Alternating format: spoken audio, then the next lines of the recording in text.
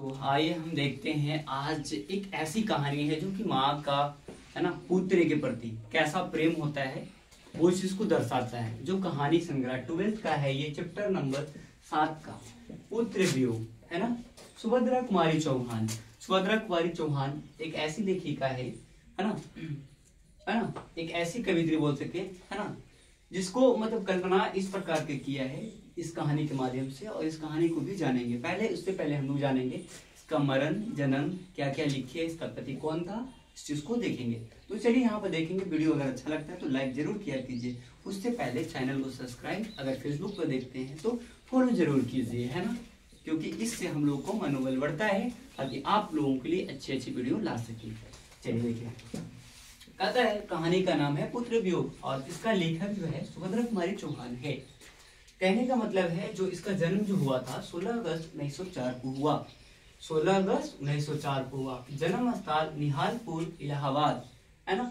फिर कहता है इसका पिता का जो नाम था ठाकुर रामानंद सिंह, जो कि ये वाला है ना।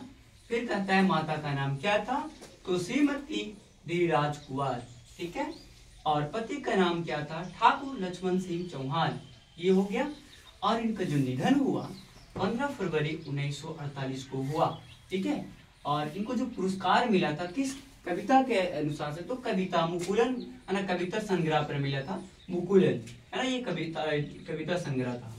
फिर कहता है कवित्री की खिलौना, मतलब क्या है, कवित्री की खिलौना क्या था उसका पुत्र क्या है, कविता का क्या था, वो कविता का है ना, कविता के माध्यम से क्या समझाया, उसका पुत्र।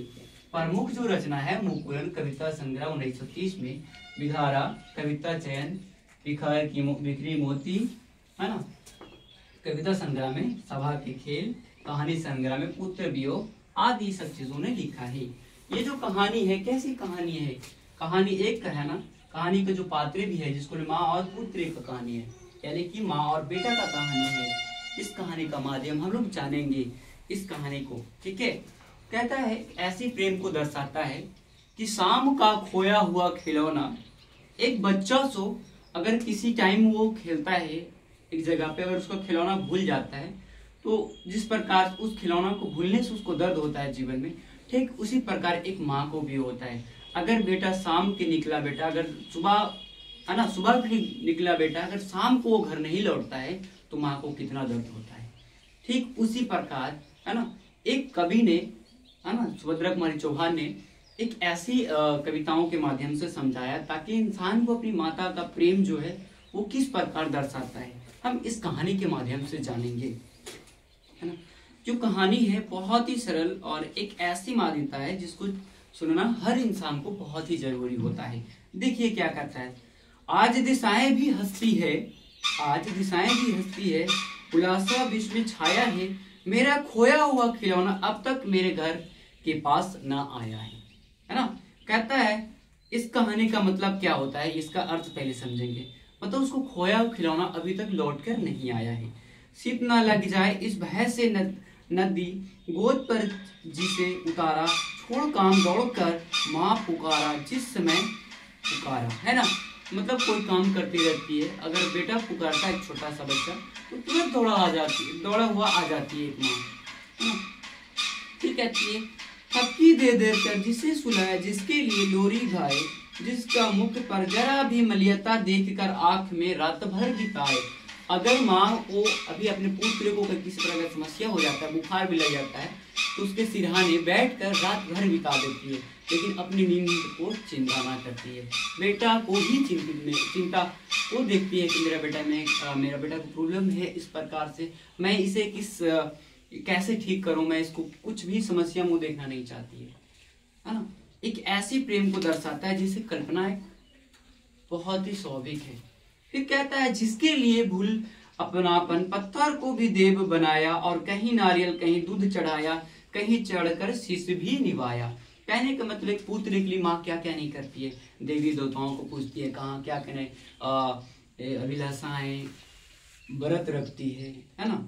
फिर कहता है फिर भी कोई भी कुछ न कह सका, छीना गया खिलौना मेरे, असहाय विश्व बैठा ही रह गया, उठ जाए छीन मेरा। अब कहता है तो फिर भी ये इसका खिलौना कोई भी कुछ नहीं कहा। मतलब कहने का मतलब उनका उस माँ को एक तरफ से पूरी तरह से वो असहाय हो गई है उसका पुत्र छीन जाने से। ना तड़प रही है विकल प्राण ये, मुझे पल भर शांति नहीं मिलता। फिर वह खिलाया धन, है ना, खिलाया धन ना सकूंगी, इसमें कुछ भी भ्रमित नहीं है। मतलब जिस प्रकार उसके लिए धन रखा है वो धन उसके लिए कोई काम का नहीं है। फिर कहता है फिर भी रोता ही रहता है नहीं मन, है ना, मन ही मन, हाँ मन रे मन, बड़ी जटिल निराशा लगता है, सुन रे जीवन मेरा। कहता है जब उसका जीवन से बेटा उतर गया, कितनों मन को समझाती है फिर भी वो मन उसका नहीं लगता है। यह लगता है कि एक बार यदि पल भर उसके पास आ जाता तो माँ उसको गले से लगाकर फिर कहती मैं बेटा तुम्हें दोबारा मैं अकेला नहीं छोड़ूंगी। ठीक है, कहता मेरे भाई मेरे बेटा, अब मैं माँ को छोड़ ना जाना, वह बड़ी कठिन बेटा, खोकर माँ को अपना मन समझाना। मतलब बहुत जब कठिन तब होता है कि जब एक पुत्र है ना माँ से अलग हो जाता है, यानी कि मर जाता है, नहीं रहता है, तो पूरी तरह से वो माँ असहाय हो जाती है और विचलित हो जाती है कि मैं उसे पुत्र के लिए अब उस मन को कैसे समझाएं, है ना। उस एक इंसान से पूछे जो उस एज में उसकी माँ ने उसके लिए बेटा के लिए बहुत कुछ किया हो और उसके बेटा 1 साल 2 साल के लिए वो उसकी नज़र से खत्म हो जाए हमेशा के लिए, तो उस माँ को कैसा लगता है। उस समय उसको भावनाओं को देखने के बाद पता चलेगा कि वाकई में कहानी जो भी है इस ऐसा स्थिति को दर्शाती है जिससे मनुष्य को बुरा दिल से लगता है। ठीक इसी प्रकार माँ की प्रेम बहुत ही एक ऐसा होता है, मतलब एक निर्जलीय होता है जिससे मतलब ना तो उसको देख सकते हैं ना तो उसको आप ठोकर मार सकते हैं। प्रेम हमेशा सदैव माँ का हमेशा ही आभार्य रहेगा और आभार्य है सदियों सद और युग युग तक। ठीक है, वीडियो को अच्छा लगा तो लाइक कमेंट कीजिएगा।